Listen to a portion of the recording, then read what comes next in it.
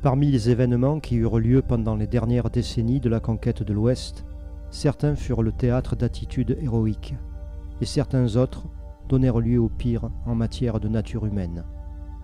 Le massacre de Sand Creek fait partie de ces derniers. C'est ce que je vais vous raconter.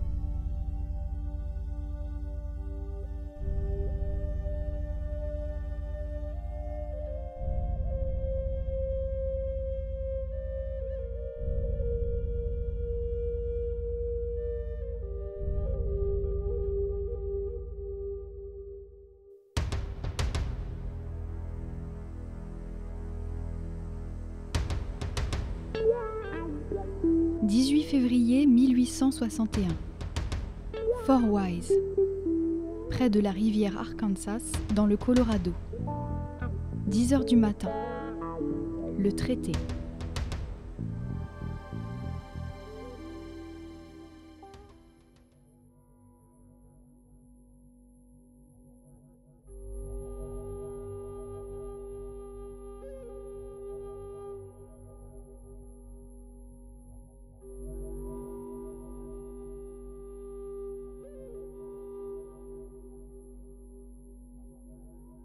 Sur les 44 chefs guidant la nation Cheyenne, seulement 6 sont présents. Pour la nation Arapaho, ils ne sont que 5. Aujourd'hui, en ce 18 février 1861, pour porter la parole des nations indiennes et faire office de traducteur, il y a celui que l'on nomme Little White Man et dont le nom de naissance est William Bent. Marié à une Cheyenne du nom de Yellow Woman depuis bien des années, il est un membre adopté de la tribu Cheyenne. Les 11 chefs et William Bent sont assis en arc de cercle sur des couvertures. En face, sur des chaises et entourés de soldats, se trouvent des responsables militaires ainsi que le commissionné du gouvernement américain aux affaires indiennes, Alfred Burton Greenwood.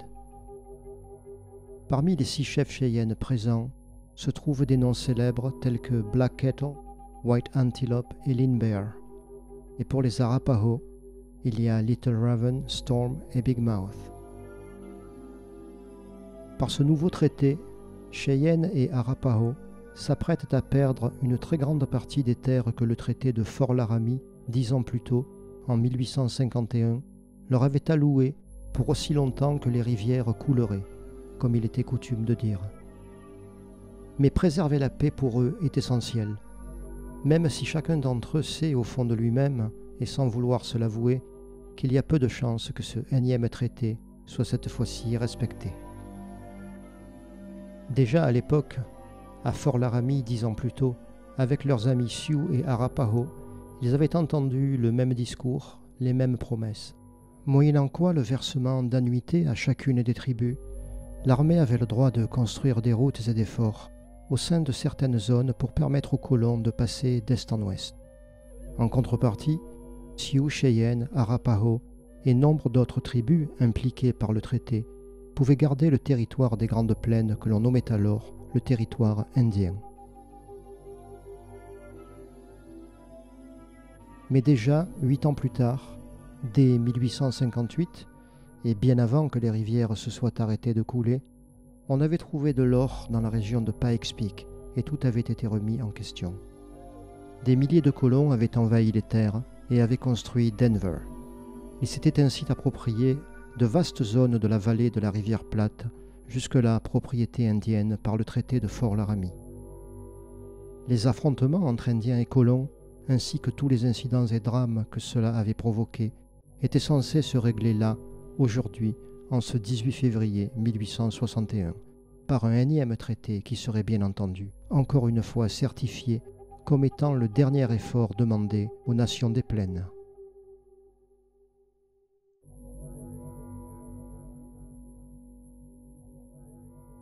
Les chefs qui se trouvent là aujourd'hui sont loin d'être des lâches. Ils se sont battus toute leur vie pour protéger leur nation, leur tribu, leur famille. Mais ils ne sont pas dupes, ni remplis de faux espoirs. Ils savent pertinemment que rien ne viendra mettre fin au flot de colons en provenance de l'Est, au-delà de la Grande Eau, et qu'aucune de leurs armes ne rivalise avec le canon. La logique et le constat de ces dernières années corroborent les visions que les Medicine Men ont eues.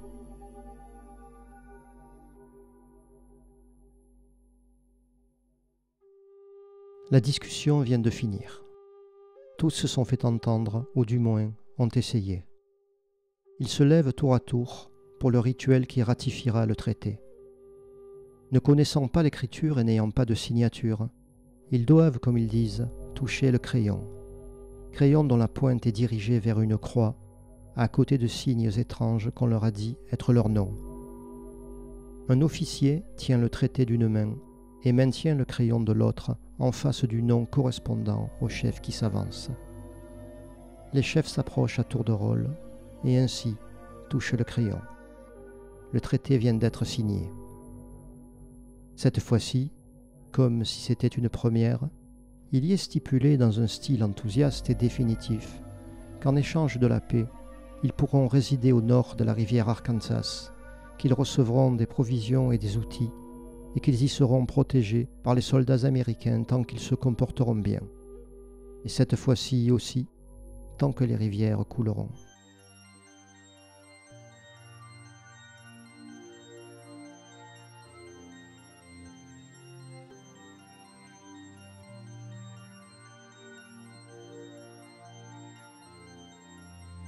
Puis l'Amérique entra en guerre contre elle-même.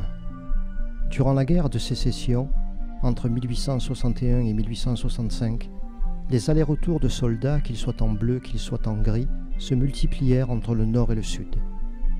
Plus que méfiants et surtout prudents à l'encontre des militaires, Cheyenne et Arapaho firent en sorte de les éviter en restant la plupart du temps sur les territoires qui leur avaient été alloués pour la chasse et pour la cueillette dans la zone de la rivière Platte. Il y eut même un grand voyage. Durant l'année 1863, Black Kettle et son vieil ami Lindbergh furent invités à Washington par celui qu'ils nommaient le père de tous, à savoir le président Lincoln. C'était la fin du mois de mars. Lors de ce séjour aussi impressionnant que mémorable pour ces deux chefs Cheyenne, le commissionné aux affaires indiennes, Alfred Burton Greenwood, leur donna nombre de médailles qui brillent, mais aussi un immense drapeau, la magnifique bannière étoilée. Il avait alors expliqué à Black Kettle que tant que ce drapeau flotterait au-dessus de son tipi, aucun soldat ne pourrait lui tirer dessus.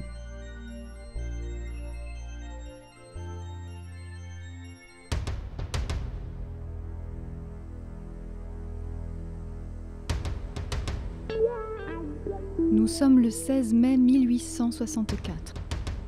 Ash Creek, à une journée de marche de Foreland, Kansas. La mort de Lindbergh.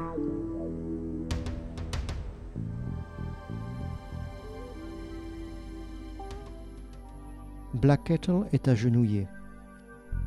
Il fixe d'un regard hébété le corps de son ami Lindbergh. Ce dernier est criblé de balles. Ce qui vient d'arriver n'a rien à voir avec la logique, du moins la logique Cheyenne. Ils sont en période de paix. Ils l'ont signé il y a moins de 3 ans. Il se repasse alors les événements des derniers jours et des dernières heures pour essayer de trouver un sens à la mort de son ami. Depuis quelques semaines, lui et les siens ont résidé à Foreland pour faire du troc avec les habitants de la place forte et avec ceux des alentours. Mais hier, quand ils ont appris qu'au sud de la rivière Platte, il y avait eu des combats entre Cheyenne et soldats, inquiets et incapables d'en comprendre les raisons, ils ont décidé de partir vers le nord pour rejoindre le reste de la tribu et se mettre en sécurité en attendant de comprendre. Après une journée de marche, ils ont décidé hier soir de dresser le campement en ce lieu qu'ils connaissent bien, que l'on nomme Ash Creek. Ce matin, certains jeunes guerriers sont partis très tôt pour aller chasser et ainsi faire le plein de provisions pour le voyage vers le nord. Mais ils sont revenus très vite pour prévenir Black Kettle qu'un régiment de soldats était en approche. C'est à ce moment-là que son ami Lindbergh, connu pour n'aimer que l'action, avait décidé de partir à leur rencontre. Il avait pris avec lui les papiers que lui avait donnés et signés le président Lincoln lors du séjour à Washington et porté toutes les médailles qui brillent que lui avait offert Greenwood. En se mettant en chemin, Lindbergh avait rassuré tout le monde en certifiant que muni de ses papiers et de ses nombreuses médailles, rien ne pouvait lui arriver. Alors, accompagné d'un petit groupe de guerriers, il s'était dirigé vers le régiment en approche. En signe de confiance, il avait décidé de parcourir les derniers mètres tout seul. Là, arborant son sourire habituel et brandissant ses papiers, il s'était dirigé vers celui qui semblait être le commandant de la troupe. Il n'eut jamais l'occasion de lui adresser la parole pour lui souhaiter la bienvenue, car contre toute logique, du moins la logique Cheyenne, il avait été immédiatement abattu par le tir du groupe de tête. La stupeur chez les guerriers qui l'accompagnaient s'était rapidement transformée en furie. Se mettant tous à tirer en direction des soldats, ils étaient bien décidés à les faire payer. Alertés tout d'abord par les coups de feu et ensuite par l'arrivée d'un message annonçant la mort de Lindbergh, le reste de la tribu était arrivé en trombe pour prendre part au combat et au massacre qui se profilait. Seule l'arrivée de Black Kettle, ses efforts et son aura avaient pu calmer les guerriers de manière à ce que les soldats puissent s'enfuir tant bien que mal et ainsi avoir la vie sauve. Black Kettle est agenouillé. Il fixe son vieil ami de toujours. Maintenant, il doit faire face non seulement à sa propre tristesse, mais aussi au questionnement de tous et à la fureur des jeunes guerriers. Il sait qu'une seule personne peut le renseigner sur les événements qui viennent d'avoir lieu et l'aider à prendre une décision, car décision doit être prise. Cette personne, c'est William Bend, celui que l'on nomme Little White Man. Voilà bientôt 30 ans qu'il est un membre de la tribu. Il a d'abord épousé Old Woman et à sa mort, il a épousé sa sœur Yellow Woman. Il a eu avec elle 3 fils et 2 filles qui passent la plupart de leur temps avec leur famille Cheyenne. D'ailleurs, en ce moment même, 2 de ses fils métis, Charlie et George, sont en train de chasser avec le reste des jeunes guerriers dans la région de Smoky Hill.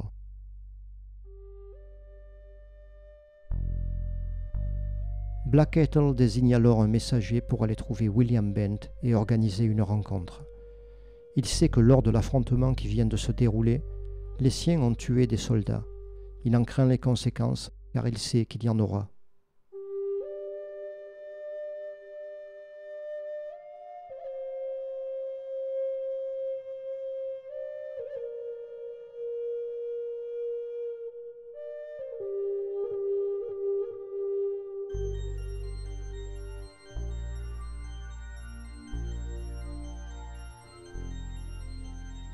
Les soldats qui venaient d'assassiner Lindbergh et d'en réchapper grâce à l'intervention de Black Kettle faisaient partie d'un régiment de miliciens, le premier régiment de cavalerie du Colorado. Ce régiment, qui était sous les ordres du lieutenant George Heer, prenait en fait ses directives auprès du colonel Shivington.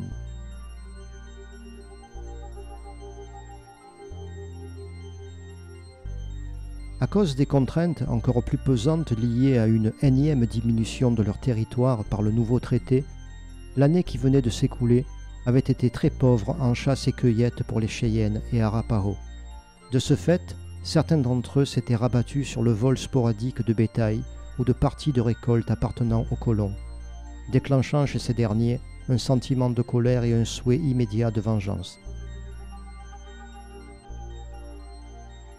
Ce que Black Kettle ne pouvait pas savoir à ce moment-là, c'était que le premier régiment du Colorado était là pour mettre en pratique les déclarations que le colonel Shivington avait faites 2 mois plus tôt, à savoir « Il faut tuer les Cheyennes, hommes, femmes et enfants, où qu'ils se trouvent ».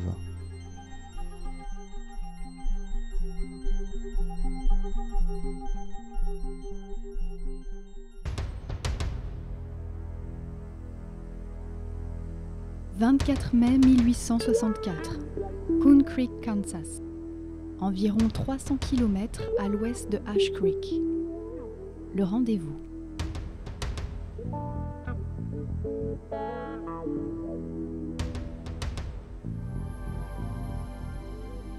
William Bent et Black Kettle sont en pleine discussion.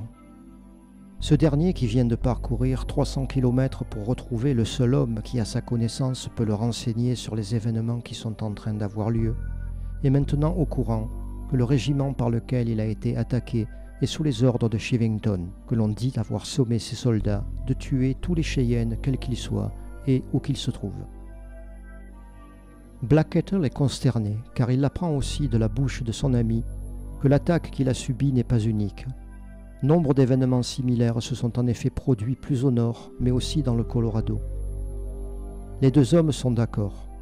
Une multiplication de ces incidents embraserait la totalité des groupes Cheyenne et Arapaho, et si cela se produit, beaucoup de gens risquent de perdre la vie, et bien sûr parmi eux et comme toujours, un grand nombre d'innocents.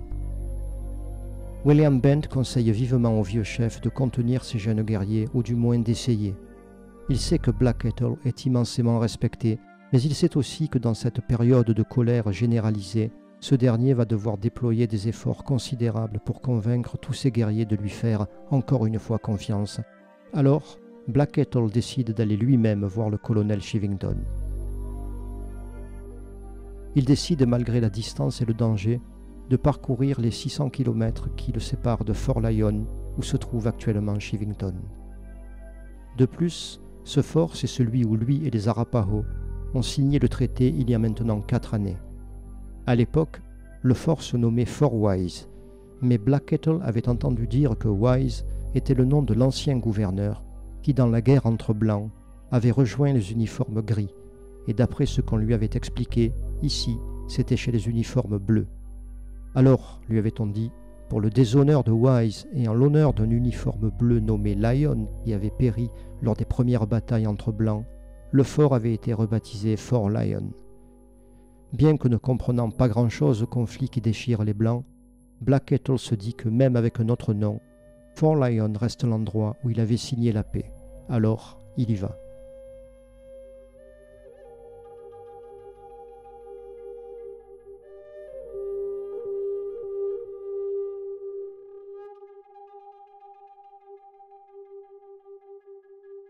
L'entretien entre Black Kettle et Chivington fut finalement un échec. Black Kettle eut beau lui expliquer que lui et les siens ne tenaient qu'à la paix et qu'un embrasement général ferait de nombreuses victimes, Chivington se contenta de répéter qu'il n'avait pas le pouvoir de faire la paix et qu'en ce qui le concernait, il était toujours aujourd'hui en guerre. Quant à la menace pesant sur les citoyens, Chivington resta dans une ambiguïté inquiétante en disant qu'ils trouveraient le moyen eux-mêmes de se défendre. L'entrevue s'était arrêtée sur ces mots et Black Kettle ne put que repartir sans aucune certitude sur l'avenir. À la fin du mois de juin, John Evans, alors gouverneur du Colorado, émit un message à l'intention des Indiens. Ce message indiquait que le père de tous, c'est-à-dire le président Lincoln, était en colère. En colère car certains Indiens avaient provoqué la guerre et que de fait, ils devaient être punis. À aucun moment, le gouverneur ne faisait mention des attaques de soldats perpétrées contre les Indiens pacifiques. Le message expliquait ensuite que tous les Indiens devaient se rendre à Fort Lyon pour y recevoir des vivres et prendre connaissance du nouvel endroit où ils devraient dorénavant résider. Il était ensuite précisé, ils devaient obéir et ne pas s'acoquiner avec les rebelles, de manière à ne pas être tués par mégarde. C'est William Bent qui fut chargé d'acheminer le message à toutes les bandes. Mais comme ces dernières étaient alors éparpillées sur un vaste périmètre, la tâche prit des semaines.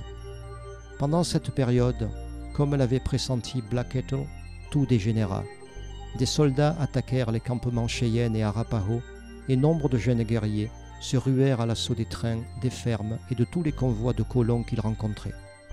Malgré les consignes et supplications de Black Kettle et d'autres vieux chefs, les jeunes chefs émergents avaient de plus en plus d'influence et il devint impossible d'enrayer ce qui venait de commencer.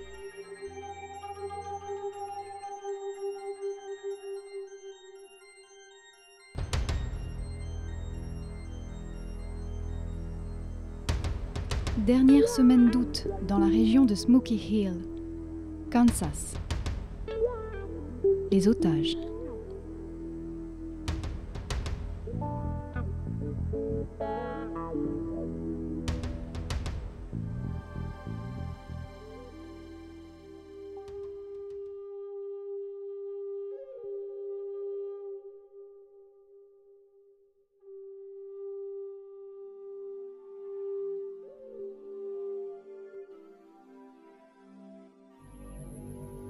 Suite à l'arrivée de William Bent et après avoir pris connaissance du message du gouverneur Evans, Black Kettle convoque un conseil. Les chefs ont deux problèmes à régler. Tout d'abord, faut-il obéir ou non aux injonctions du gouverneur Evans? Et deuxièmement, comment régler le problème des 2 femmes et 5 enfants qui, comme ils l'ont appris il y a peu, viennent d'être capturés par une autre bande de Cheyennes résidant plus au nord et sont retenus en otage. Quoi qu'il en soit, que les exigences du gouverneur Evans soient acceptables ou non, ils savent pertinemment que ni trêve ni paix ne sont envisageables tant qu'il y a des otages. Black Kettle ne voit qu'une solution. Il la propose. Il ira tout d'abord voir la bande de Cheyennes du Nord pour échanger les otages contre des chevaux, et il rendra ensuite les 2 femmes et les 5 enfants aux soldats en gage de sincérité dans son chemin vers la paix. Les chefs présents manifestent alors leur accord à l'unanimité. Ils sont convaincus qu'obtenir la libération des otages ne pourra jouer qu'en leur faveur en ce qui concerne leurs négociations avec le gouverneur Evans. C'est George Bent, l'un des fils de William Bent, qui est chargé de rédiger le message que lui dicte Black Kettle. George Bent est de toute façon le seul à savoir écrire. Dans son enfance, son père l'a envoyé étudier au collège de Saint-Louis pour qu'il ait la double culture. Cependant, Black Kettle n'a pas entièrement confiance en l'agent Samuel Coley, actuellement en charge à Fort Lyon, car ce dernier a plusieurs fois été impliqué dans des histoires d'escroquerie envers les Cheyennes, escroquerie les privant d'une grande partie des annuités stipulées dans le traité de 1861. Il décide alors d'envoyer le message en double. Celui de ces guerriers que l'on nomme One Eye ira à Fort Lyon, et Eaglehead ira directement à Denver remettre son exemplaire au gouverneur Evans.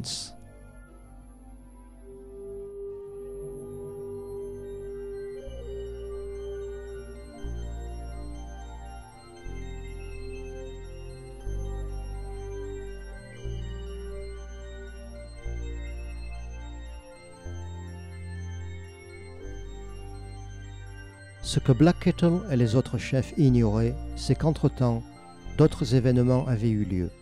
Des événements graves et irréversibles qui allaient contribuer à la catastrophe qui surviendrait quelques mois plus tard. Le premier événement avait eu lieu le 11 juin. À une quarantaine de kilomètres au sud-est de Denver, la famille Hungate avait été massacrée dans son ranch. Le père, la mère et leurs 2 enfants avaient été sauvagement mutilés dans une mise en scène macabre et leurs biens et provisions avaient été pillés. Immédiatement mis sur le compte des razzias opérés par les Cheyennes, cet événement avait déchaîné l'opinion publique de la région. Bien que plusieurs trappeurs habitués aux mœurs et coutumes indiennes avaient certifié que ce forfait ne pouvait pas être imputé aux Cheyennes ou aux Arapaho, rien ne fit entendre raison aux habitants de Denver, avides de vengeance. Cet événement engendra le deuxième, à savoir la création du 3e régiment de cavalerie du Colorado. Un régiment spécialement créé et subventionné par Washington pour éradiquer les Indiens du Colorado. Cependant, Washington n'ayant concédé de subventions que pour l'équivalent de 100 jours de solde et de frais par soldat engagé, la conséquence fut que ce régiment ne fut constitué que d'un grand nombre de volontaires inexpérimentés, sans aucun sens moral ou idée d'un quelconque code d'honneur militaire. Bien entendu, le colonel Chivington en avait été nommé commandant. Quand les messagers délivrèrent le message de Black Kettle à Fort Lyon, ils furent remis sous la responsabilité du commandant Wincop.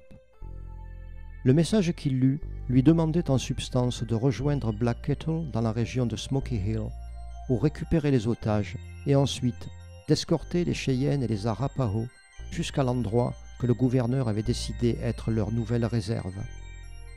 Conscient de par les informations de ses éclaireurs qu'il y avait environ 2000 Cheyennes plus 200 Sioux avec Black Kettle et que lui-même, Wincop, ne disposait que d'une centaine de soldats, il avait commencé par redouter un traquenard. Mais, se laissant convaincre par les arguments apparemment sincères des 2 messagers et aussi soucieux de récupérer les otages, il se mit en marche dès le lendemain. Plus tard, il témoignera que tout au long du voyage, et au fil des discussions avec les deux Cheyennes, tous ses préjugés et idées reçues sur les Indiens avaient disparu. C'était en effet la première fois qu'il avait affaire à eux en personne, et ses jugements antérieurs n'ayant été basés que sur les rumeurs populaires, il découvrait là des gens tout à fait normaux, ayant les mêmes soucis et les mêmes peurs que n'importe quel autre humain.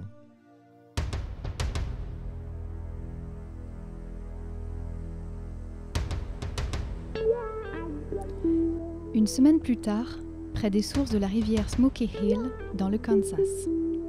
La rencontre.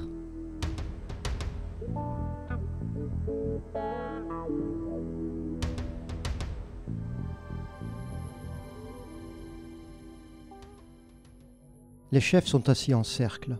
Bientôt, ils vont prendre la parole à tour de rôle. Hier, dans l'après-midi, Wynkoop et ses soldats sont arrivés sur le lieu de rendez-vous. Ils y étaient attendus par des centaines de guerriers, arcs tendus, flèches enclenchées. L'ambiance était extrêmement tendue. Black Kettle, soucieux du bon déroulement de la rencontre, a alors préféré demander à Wynkoop d'éloigner ses soldats et d'attendre le lendemain pour entamer la discussion. D'ici là, l'atmosphère serait moins chargée et le sang des jeunes guerriers aurait refroidi. La discussion commence. Tour à tour, les chefs Cheyenne et Arapaho se lèvent et prennent la parole. En substance, ils disent tous la même chose. Au vu des derniers événements, ils émettent de sérieux doutes quant à la réelle volonté de paix de la part de Wynkoop. Tous évoquent les nombreuses fois où par le passé, ils ont, comme ils disent, touché le crayon pour signer la paix, pour que les promesses soient ensuite rompues par les soldats et les colons très peu de temps après. Soudain, One Eye se lève. Lui, qui, comme il le dit, a risqué sa vie pour apporter le message à Four Lion et a donné sa parole à Wynkoop en lui jurant que tout se passerait bien, se sent indigné et trahi par ce qu'il entend ici. Il répète qu'il a donné sa parole au chef Wynkoop et qu'il la respectera quoi qu'il arrive et ne tuera aucun blanc. C'est alors que, dans une ambiance qui commence à se tendre, Wynkoop se lève à son tour. Il prend le temps de regarder tous les chefs. Il leur dit alors que lui n'est qu'un tout petit chef qui ne peut rien promettre pour les autres, qu'il est simplement responsable de sa centaine de soldats, mais il donne sa parole d'honneur que si les captifs lui sont remis, il intercédera auprès du gouverneur en faveur des Cheyennes et des Arapaho pour signifier leur sincérité et leur souhait de paix véritable. Après un long silence simplement perturbé par quelques murmures, Black Kettle se lève et vient se placer au centre. Il arbore un sourire satisfait et dit qu'il est heureux d'entendre de tels propos sincères de la part du chef soldat. Il dit aussi qu'ici, tous savent qu'il existe des mauvais blancs et des mauvais indiens, mais que tous ici présents veulent la paix et vivre en harmonie les uns avec les autres sans avoir peur pour leur famille. Alors lui, Black Kettle, fera confiance à Wynkoop. Il rendra les 4 otages qu'il a réussi à récupérer et s'arrangera pour obtenir les 3 qui sont restés en captivité. Après cette énième plaidoirie de Black Kettle pour la solution pacifique, il est alors convenu que Cheyenne et Arapaho attendront ici à Smoky Hill, pendant que 7 de leurs chefs accompagneront Wynkoop et les otages directement à Denver. Là-bas, ils y rencontreront le gouverneur Evans et le colonel Shevington. Wynkoop a donné sa parole.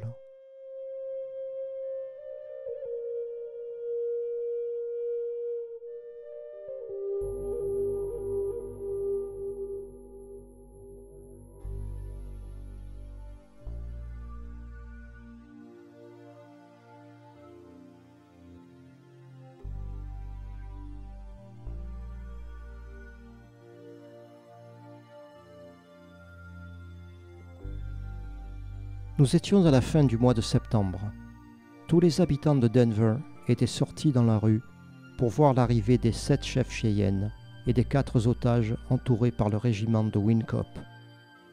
Après son arrivée, ce dernier ne perdit pas de temps et se rendit immédiatement au bureau du gouverneur Evans pour lui faire part de la volonté des Cheyennes de le rencontrer. À sa grande surprise, le gouverneur Evans ne manifesta aucun souhait d'accepter quelque entrevue que ce soit avec les Indiens et jugea au contraire que ces derniers n'avaient pas encore été assez punis pour leurs récentes exactions. D'ailleurs, au même moment, un autre chef militaire présent lors de cet entretien entre Whincup et Evans télégraphia sur le champ au colonel Chevington un message sans équivoque. Ce message stipulait que, quoi qu'il advienne lors de cette entrevue entre Whincup et Evans, il fallait considérer que les Indiens n'avaient pas encore assez souffert pour que l'on parle de paix. À côté de ça, de son côté, Evans faisait face à un dilemme qui impliquait non seulement sa crédibilité, mais aussi sa gestion financière de la campagne contre les Cheyennes. Comme il a été stipulé plus tôt, Evans avait reçu l'accord et les moyens de mettre sur pied le 3e régiment de cavalerie du Colorado, spécialement pour régler définitivement le problème Cheyenne. Nombre des engagés volontaires constituant ce régiment hybride faisaient aussi partie de ceux qui, voulant échapper à la conscription de 1864, préféraient aller tuer des Indiens sous-armés que de se frotter aux soldats confédérés. Comment Evans aurait pu garder son image intacte et sa crédibilité envers le gouvernement de Washington si 1 mois après avoir eu gain de cause pour la constitution d'un régiment spécial, il annulait son opération en signant un traité de paix? Mais finalement, les efforts de Whincup finirent par payer, et Evans consentit à organiser une entrevue pour le lendemain même avec ces Indiens qui avaient quand même parcouru 700 km pour le voir.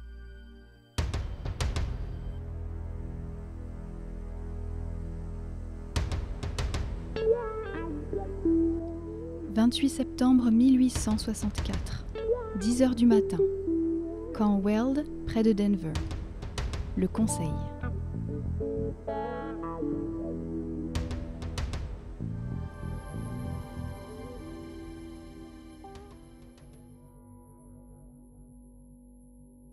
Le conseil, tant attendu par les chefs Cheyennes, est enfin commencé. En face d'eux, il y a Whincup, le gouverneur Evans et Chevington. Ils sont entourés d'autres militaires ayant pour charge la retranscription de ce qui va être dit. C'est Black Kettle qui prend la parole en premier.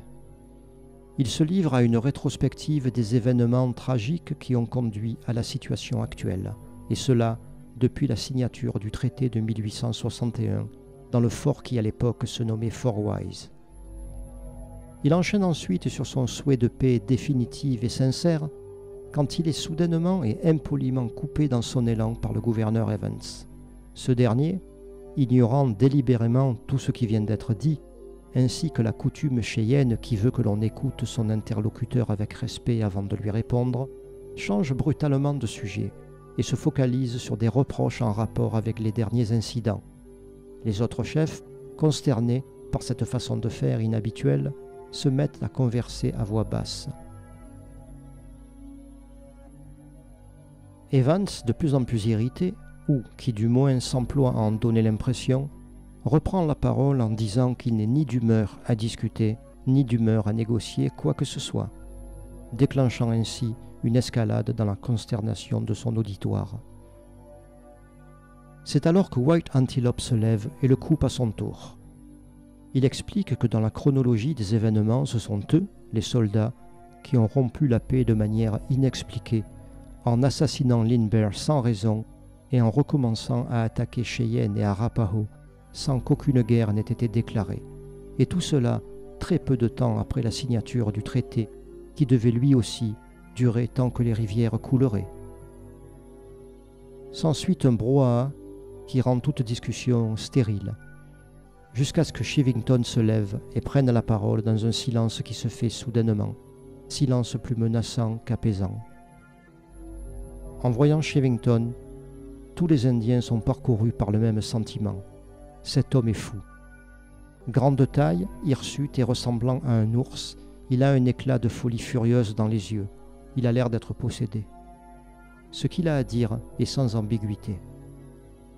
Je ne suis pas un grand chef de guerre, mais tous les soldats de la région sont à mes ordres. Ma règle quand je fais la guerre est toujours la même, c'est de cesser les combats seulement quand l'ennemi a déposé toutes ses armes et s'est soumis à l'autorité militaire. Vous les Indiens avez l'air de bien vous entendre avec Wynkoop, alors rejoignez-le à Fort Lyon quand vous aurez décidé de rendre vos armes. Sur ce, le conseil s'achève en laissant une impression bizarre, un malaise et une sensation de non-dit. Quelque chose plane entre promesses et menaces. Les Cheyennes ne savent dire quoi, mais ils le sentent tous. Ils reprennent alors la route et décident de rester en contact avec Wynkoop qui est en poste à Fort Lyon. Pour ce, ils s'installeront dans un lieu nommé Sand Creek.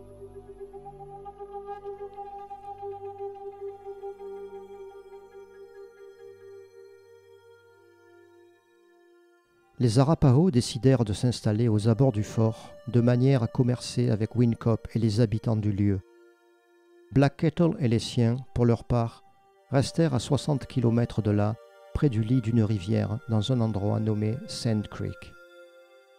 Tout se passa bien pendant quelques semaines, jusqu'au jour du 5 novembre. Ce jour-là, Wynkoop, à sa grande surprise, fut informé qu'ayant été trop permissif avec les Indiens, il était relevé de ses fonctions dans ce fort. Il y fut remplacé le jour même par un autre militaire du nom de Scott Anthony. Dès lors, les choses changèrent. Les premières mesures prises par le nouveau commandant du fort furent tout d'abord de réduire les rations distribuées en divisant leur nombre par 2, et ensuite d'exiger des Arapaho vivant autour du fort qu'ils rendent toutes leurs armes. Ces derniers, stupéfaits par un tel changement d'attitude, respectèrent tout de même leur promesse de non-agressivité et obéirent en lui abandonnant leurs quelques fusils et leurs arcs.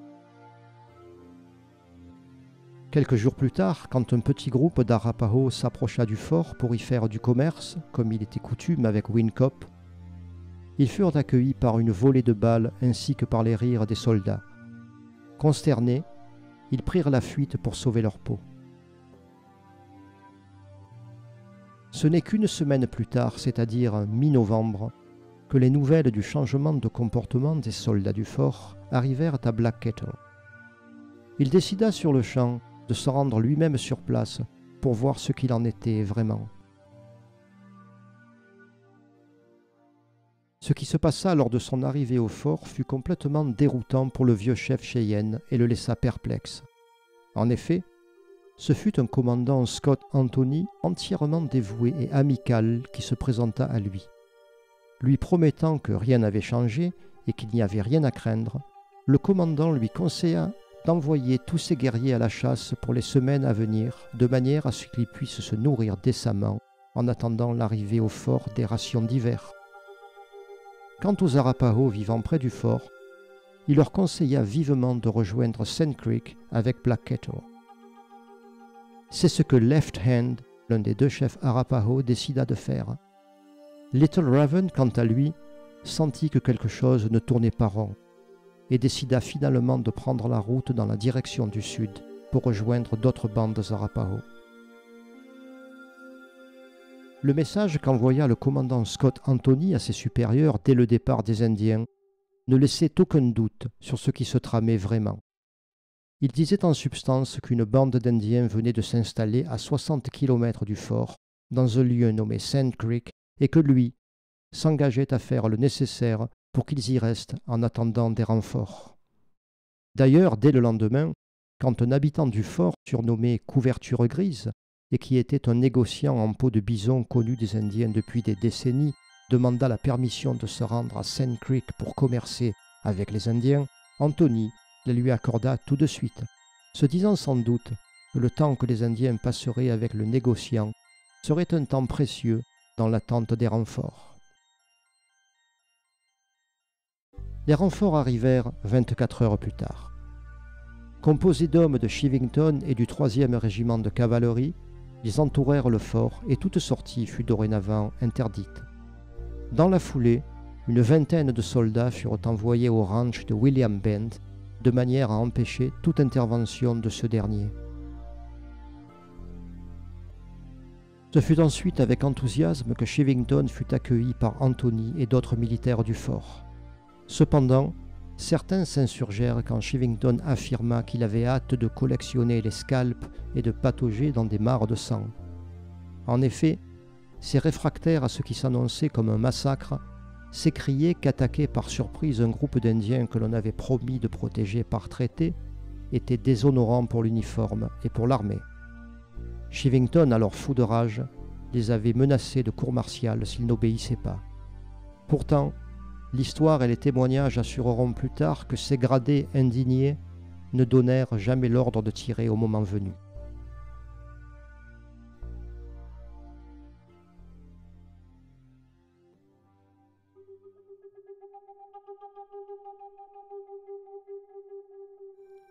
Ce fut le 28 novembre, vers 20h, que Shivington, Anthony et environ 700 hommes munis d'artillerie quittèrent le fort. Pour les guider, un vieil homme du nom de Beckworth, qui avait vécu une cinquantaine d'années avec les Cheyennes, fut obligé de collaborer sous peine d'être pendu sur le champ. L'ironie du sort fit que le vieil homme, n'ayant plus une vue adéquate au déplacement de nuit, fut rapidement remplacé par un autre homme réquisitionné contre son gré sur le chemin vers Sand Creek. Son nom était Robert Bent. Il n'était autre que le troisième fils de William Bent. Ainsi, les trois fils métis allaient bientôt se retrouver à Sand Creek.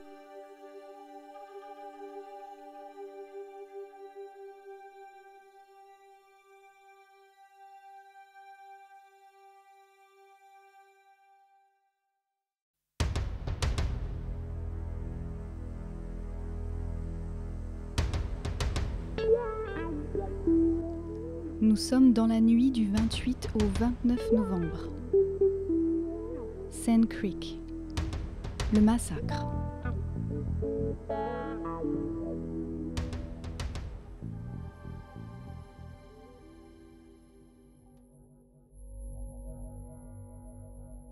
La nuit est paisible. Le campement est calme. Personne ne le surveille, car le gouverneur leur a certifié qu'ils y seraient en sécurité. Les tipis de la tribu de Black Kettle sont disposés en forme de demi-cercle. Le tipi de Black Kettle est au centre. Il arbore le grand drapeau américain qu'on lui a dit être protecteur, et au-dessous un drapeau blanc. Un peu à l'ouest, c'est le clan du chef War Bonnet. Left Hand et les Arapaho campent un peu plus à l'est de Black Kettle. En tout, il y a environ 600 personnes dont les 2/3 sont des vieillards, des femmes et des enfants. Seule une soixantaine de guerriers se trouvent sur les lieux. Enthousiasmés par la permission d'aller chasser, la plupart des hommes valides sont partis vers Smoky Hill. Tout est calme, mais les chevaux semblent s'agiter. Soudain, un cri surgit dans l'obscurité. C'est celui d'une femme. Puis un autre, et encore un autre. Ce sont maintenant les enfants qui commencent à hurler. On a repéré des soldats. Après être sortis en trombe, les quelques hommes valides restés au camp retournent vers leur tipi pour prendre leurs armes. Les quelques chefs essayent de faire entendre leur voix en répétant qu'il n'y a rien à craindre, que les soldats ne leur veulent pas de mal. Le drapeau flotte sur le tipi de Black Kettle. Au même moment, on entend des coups de feu venant des deux côtés du camp. Pris de panique, des centaines de femmes et d'enfants viennent trouver refuge autour du tipi de Black Kettle. Ce dernier tente de les rassurer. Il leur dit que le commandant Greenwood leur a promis qu'en arborant ce drapeau, rien ne pouvait leur arriver. C'est alors que le vieux chef White Antelope, qui a maintenant 75 ans, décide d'aller à la rencontre des soldats. Il se dirige vers eux, main en l'air. Il s'arrête et croise les bras en signe de passivité. Il leur crie d'arrêter. Il leur crie qu'un accord a été passé. Il leur crie qu'ils sont pacifiques. Il tente de crier encore, mais il est alors criblé de balles. Left Hand, à son tour, s'approche des soldats, bras croisés. Il pense que c'est un malentendu. Il ne peut pas croire ce que ses yeux lui montrent, White Antelope gisant sur le sol. Il leur dit qu'il ne tuera aucun blanc, car il a donné sa parole. Il est lui aussi immédiatement abattu. Les quelques dizaines de guerriers improvise alors une protection en se plaçant devant les femmes et les enfants. Mais face à 700 soldats et à l'artillerie, cela semble bien dérisoire. Les rafales s'intensifient et c'est la panique générale. Dans une cacophonie de hurlements et de coups de feu, toutes et tous courent dans tous les sens sans savoir vers où s'enfuir. C'est maintenant l'enfer sur terre. Dans cette semi-obscurité, seulement éclairée par les détonations et les départs d'incendie, les femmes et les vieillards sont systématiquement massacrés, scalpés et atrocement mutilés. À l'instar de la plupart des autres hommes, le cadavre du vieux chef White Antelope était masculé. Les femmes enceintes sont éventrées, leur progéniture à peine formée jetée à terre. Les enfants, qui de par leur taille peuvent plus facilement trouver refuge dans les buissons, sont systématiquement débusqués, massacrés et laissés là agonisants. On trouve même des bébés jetés dans les mangeoires à bétail. Certains des assassins en uniforme découpent systématiquement les organes génitaux et les parties intimes des cadavres gisant sur le sol pour en faire des trophées. La boucherie est sans précédent, elle est sans nom. Il n'y a plus rien d'humain chez les assaillants.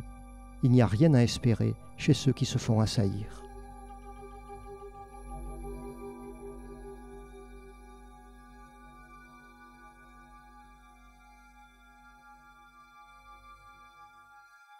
Le triste bilan à l'actif de ce régiment d'ivrognes volontaires, emmené par des criminels, sera d'environ 150 victimes, dont 110 femmes et enfants.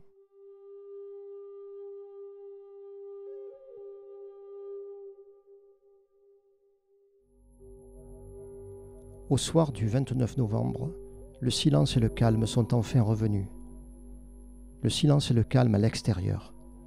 Car à l'intérieur des têtes et des cœurs qui ont pu survivre à l'horreur, c'est un chaos définitif qui s'installe et à jamais. Ceux qui se sont terrés dans des trous tout le long de la rivière commencent à ressortir.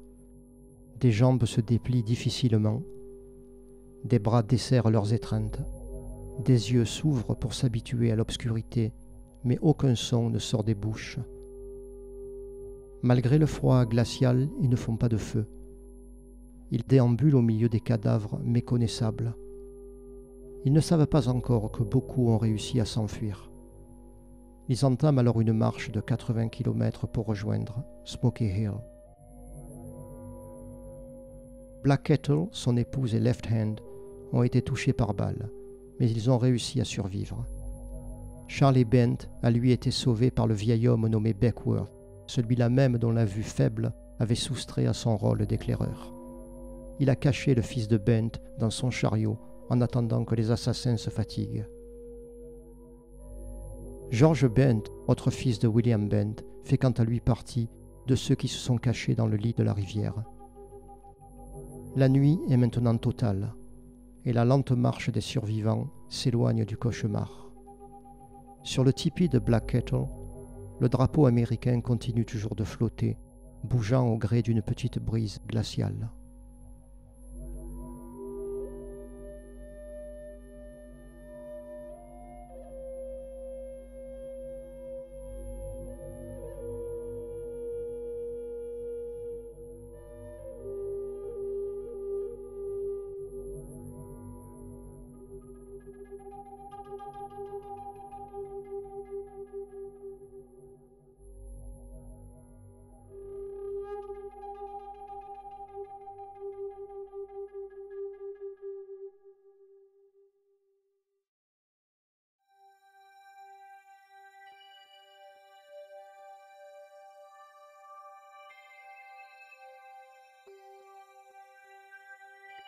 L'histoire se répandit rapidement comme une traînée de poudre. Il n'y eut pas une tribu au travers des grandes plaines qui n'entendit la description de l'horreur qui avait eu lieu. Ce sont alors des milliers de Sioux, d'Arapaho et de Cheyennes du Nord qui rejoignirent les bandes du Sud pour ce qui allait maintenant devenir une guerre totale. Les vieux chefs comme Black Kettle et Left Hand n'étaient maintenant plus écoutés. Comme le veut la logique amérindienne, un chef qui prend des mauvaises décisions n'est plus considéré comme un chef et de ce fait n'est plus suivi. Des jeunes leaders prirent la relève ils n'eurent de volonté que celle des représailles. Black Kettle et Left Hand s'en allèrent tous deux avec leur famille. Il était temps pour eux de s'éloigner de toute agitation. Ils laissèrent derrière eux une vie de guerre, une vie de fausses promesses, une vie de désillusion.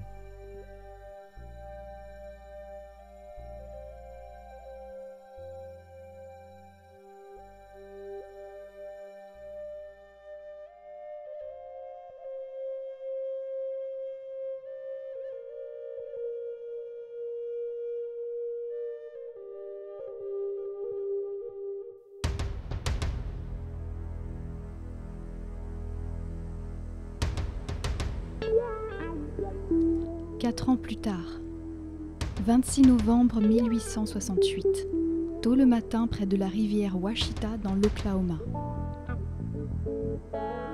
C'est un beau jour pour mourir.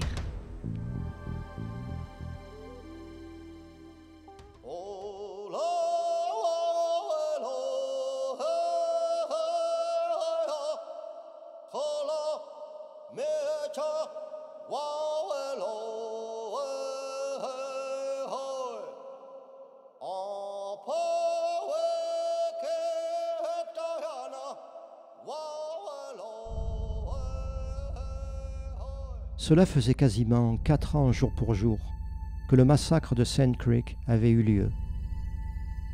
Tout semblait calme et paisible en ce matin du 26 novembre 1868 au bord de la rivière Washita dans l'État de l'Oklahoma. Black Kettle et son épouse étaient encore dans leur tipi. Tous deux, remis de leurs anciennes blessures, du moins remis physiquement, campaient depuis quelque temps dans cet endroit paisible avec le reste du clan, à proximité d'autres tribus. Tout semblait calme quand au loin, on entendit une sorte de mélodie. Une mélodie que ni Black Kettle ni son épouse ne connaissaient. Ils ne pouvaient pas savoir que le titre de cette rengaine était Gary Owen, et encore moins que c'était précisément la musique utilisée avant chacune de ces attaques par George Armstrong Custer, surnommé le tueur de femmes. Intrigués et amusés par ce son, ils sortirent de leur tipi. À ce moment, les cris des femmes et les hurlements des enfants se firent entendre à nouveau, puis les coups de feu retentirent, et l'enfer jaillit à nouveau par tous les côtés du camp. Cette fois-ci, pour Black Kettle et son épouse, ce fut le dernier cauchemar. Ils furent tous deux abattus d'une balle dans le dos dans une fuite désespérée.